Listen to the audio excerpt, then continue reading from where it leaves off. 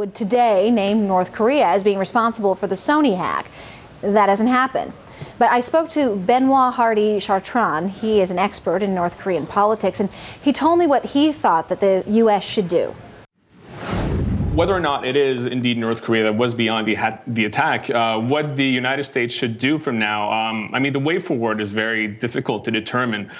There could be, of course, further sanctions against North Korea, considering how much damage was inflicted by this attack. But at the same time, there's already so many sanctions that have been applied against North Korea, not only unilaterally by the United States, but also through the United Nations Security Council. So there could be more of that, but it's already heavily sanctioned at the moment. Given what you know of the country, what do you think is going on inside North Korea right now?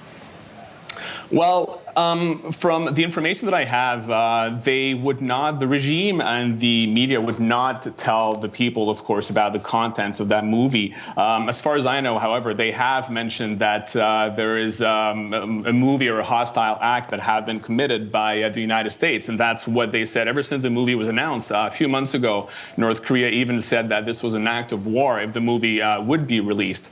So indeed, it is taken very seriously by the North Korean regimes, because they are very fearful of the effects that such a movie could have on their legitimacy. I want to talk about what North Korea is capable of when it comes to cyber warfare, because that's, of course, what so many people are now very worried about. This is not the first state-sponsored hackery to come from that country. Oh, absolutely not. People are often surprised to hear that, but North Korean cyber warfare capabilities are actually very high. In the last 5 or 10 years, they've decided to invest heavily in cyber warfare capabilities, partly because they are very aware that their conventional weapons capabilities are not sufficient to compete with South Korea and the United States. So it's a very non-costly way for them to be able to inflict damage. And as you mentioned, they did conduct some very damaging attacks on South Korea in the past, on banks, on media institutions as well. So they have the capabilities to do so. And according to some reports, they're even one of the top cyber warfare nations in the world, which may sound surprising. It will sound surprising to probably a lot of people. I didn't know about that prior to this. I'm wondering, do you think that North Korea sees this, what's happened now, as a victory?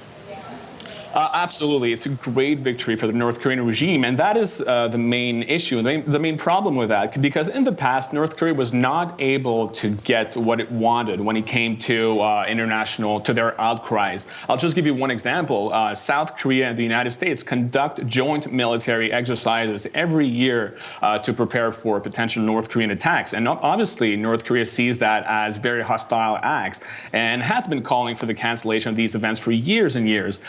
But obviously, they have never been able to obtain what they wanted until today, where Sony Pictures decided to withdraw the pictures. So that is pretty worrying, because it may bolster North Korea and encourage them to conduct further similar acts in the future. So maybe they're seeing this as a victory, but, there has been a bit of a charm offensive coming from North Korea in the last little while.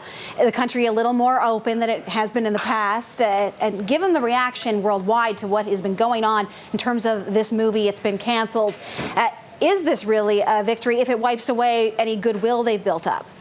Well, you're right. It will certainly not help their international image. In the past few months, as you've mentioned, they have really tried to alleviate their isolation. They have gone on a so-called charm offensive. So they've been around, for example, went to the United Nations and gave some speeches there, which is something they never do, had not done in 15 years.